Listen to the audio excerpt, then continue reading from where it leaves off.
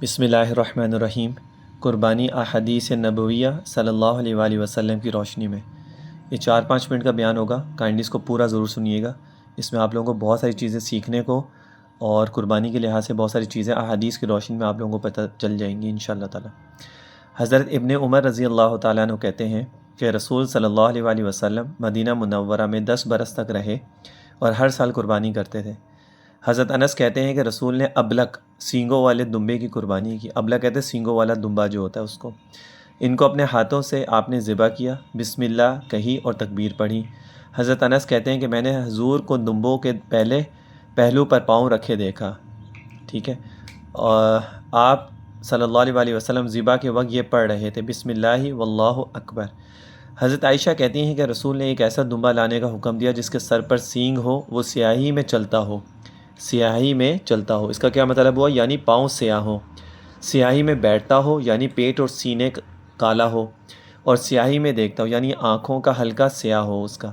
بس ایسا ہی دمبا آپ کی قربانی کے لیے لایا گیا۔ آپ نے فرمایا اے عائشہ رضی اللہ تعالیٰ، چھری لے آؤ۔ پھر آپ نے فرمایا پتھر پر چھری کو تیز کر لو۔ اس کے بعد آپ نے چھری کو ہاتھ میں لیا، دمبا لٹایا اور پھر بسم اللہ اللہم تقبل من محمد و آل محمد و من امتی محمد کہہ کر اس کو ذبح کر دیا۔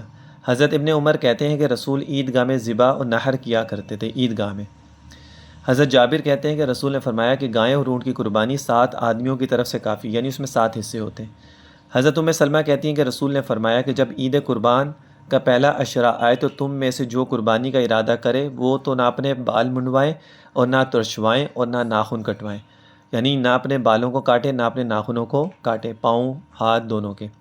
اور ایک روایت میں یہ الفاظ ہیں کہ رسول نے فرمایا کہ جو شخص ذی الحجہ کا چاند دیکھے اور قربانی کا ارادہ کرے، اس کو چاہیے کہ نہ تو بال منڈوائے، نہ ترشوائے اور نہ ناخن کٹوائے، یعنی پوری ٹنڈ بھی نہ کروائے، بالوں کی کٹنگ بھی نہ کروائے اور ناخن بھی نہ کاٹے۔ اچھا، یہ مستحب عمل ہے، اگر کوئی شخص کر لے گا تو گناہ گار نہیں ہوگا، لیکن اگر نہیں کرے گا تو ثواب میں زیادتی ہوگی، ثواب زیادہ ملے گا۔ حضرت ابن عباس کہتے ہیں کہ رسول نے فرمایا کہ کوئی دن جس میں عمل صالح اللہ تعالیٰ کے نزدیک سب سے زیادہ محبوب ہو ان 10 دنوں کے سوا نہیں ہے، یعنی پہلے 10 دن ذی الحجہ کے، اس میں جو بھی اعمال کیے جاتے ہیں وہ سب سے زیادہ پسندیدہ عمل ہے باقی سب دنوں سے۔ صحابہ نے پوچھا یا رسول اللہ کیا اللہ تعالیٰ کی راہ میں جہاد بھی نہیں؟ آپ نے فرمایا ہاں، اللہ کی راہ میں جہاد بھی نہیں، مگر وہ شخص خدا کے نزدیک ان دنوں کے عمل صالح سے بھی زیادہ محبوب ہے جو اپنی جان و مال سے اللہ تعالیٰ کی راہ میں لڑنے نکلا اور پھر واپس نہ آیا، یعنی شہید ہو گیا، یعنی جو اللہ کی شہادت فی سبیل اللہ، وہ ان سب سے زیادہ افضل ہے۔ باقی اس کے علاوہ سب دنوں میں سب سے افضل دن یہ پہلے 10 دن ہیں۔ حضرت جابر کہتے ہیں کہ عید قربان کے دن رسول نے 2 دمبوں کو ذبح کیا جو سینگ دار، ابلک اور خصی تھے۔ پس جب آپ نے ان کو قبلہ رخ کیا تو کہا، یہ دعا پڑھی جاتی ہے، قرآن کی آیتیں ہیں، انی وجہت وجہی للذی فطر السماوات والارض حنیفا وما انا من المشرکین ان صلاتی و نسکی و محیای و مماتی للہ رب العالمین لا شریک لہ وبذلک امرت وانا اول المسلمین اللہم منک ولک ام محمدی و امتہ بسم اللہ واللہ اکبر۔ یہ پڑھ کے پھر اس کے بعد ذبح کریں۔ اس کا ترجمہ ہے کہ میں متوجہ کرتا ہوں اپنے آپ کو اس ذات کی طرف جس نے آسمان و زمین کو پیدا کیا، اس حال میں کہ میں دین ابراہیم پر ہوں، ہاں ابراہیم علیہ السلام کے دین پر جو توحید کے ماننے والے تھے، اور میں مشرکوں میں سے نہیں ہوں، اور میری نماز، قربانی، تمام عبادتیں اور میری زندگی موت صرف اللہ تعالیٰ ہی کے لیے ہے جو تمام جہانوں کا پروردگار ہے، کوئی اس کا شریک نہیں، مجھ کو اس کا حکم دیا گیا اور میں مسلمانوں میں سے ہوں۔ اے اللہ، یہ قربانی تیرے ہی عطا کی ہوئی ہے اور تیری ہی خوشنودی کے لیے ہے، تو اس کو محمد صلی اللہ علیہ وآلہ وسلم سے اور ان کی امت کی جانب سے قبول فرما، اللہ تعالیٰ کے نام کے ساتھ، اور اللہ تعالیٰ بہت ہی بڑا ہے۔ اس کے بعد ذبح کیا۔ اور احمد اور ابو داؤد اور ترمذی کی روایت میں یہ الفاظ ہیں کہ دعا پڑھنے کے بعد آپ نے اپنے ہاتھ سے دمبوں کو ذبح کیا اور کہا، بسم اللہ واللہ اکبر اللہم ھذا انی و امن لم یضاحی من امتی، یعنی اللہ تعالیٰ کے نام سے اور اللہ بہت ہی بڑا ہے، اے اللہ قبول کر تو اس کو میری جانب سے اور میری امت کے اس شخص کی طرف سے جس نے قربانی نہیں کی۔ صحابی کہتے ہیں کہ میں نے حضرت علی رضی اللہ تعالیٰ عنہ کو 2 دمبے ذبح کرتے دیکھا۔ میں نے پوچھا یہ کیا یعنی 2 دمبے کیسے ہیں؟ آپ کے لیے ایک ہی دمبا کافی تھا؟ انہوں نے کہا کہ رسول نے مجھے وصیت کی ہے کہ میں آپ کی جانب بھی قربانی کیا کروں، چنانچہ میں قربانی کرتا ہوں اور ترمذی نے اسی طرح روایت کیا ہے کہ حضرت علی کہتے ہیں کہ ہم کو رسول نے یہ حکم دیا ہے کہ جس جانور کو ہم نے قربان کرے اس کی آنکھ کان کو اچھی طرح دیکھ لیں کہ اس میں کوئی نقصان نہ ہو، اور یہ حکم دیا ہے کہ ہم اس کو ذبح نہ کریں جس کا کان اگلی طرف سے کٹا ہو یا پچھلی طرف سے، اور نہ اس کو جس کا کان پھٹا ہو لمبائی میں یا گولائی میں۔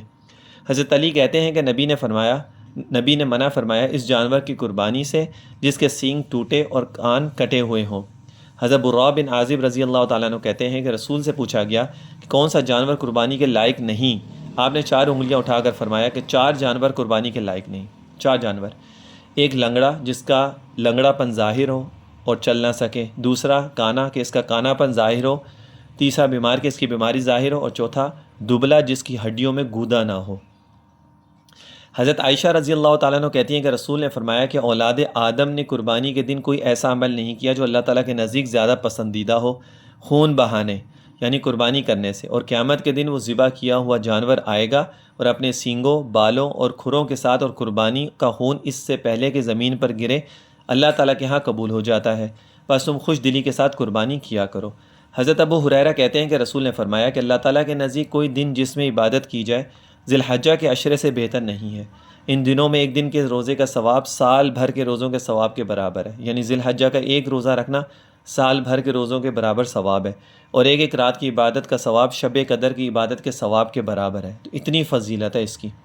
اور ترمذی نے کہا اس حدیث کی سند کمزور ہے۔ حضرت زید بن ارقم کہتے ہیں کہ رسول کے صحابہ نے عرض کیا یا رسول اللہ یہ قربانیاں کیا ہیں؟ آپ نے فرمایا کہ تمہارے باپ ابراہیم علیہ السلام کا طریقہ ہے۔ صحابہ نے عرض کیا یا رسول اللہ اس سے ہمیں کیا ثواب ملے گا؟ فرمایا ہر بال کے بدلے ایک نیکی۔ عرض کیا اور اون جو دمبے کے اوپر اون ہوتی ہے نا، اس کی روئی جو ہوتی ہے، یا رسول اللہ آپ نے فرمایا اور اون کے ہر بال کے بدلے ایک نیکی ہے۔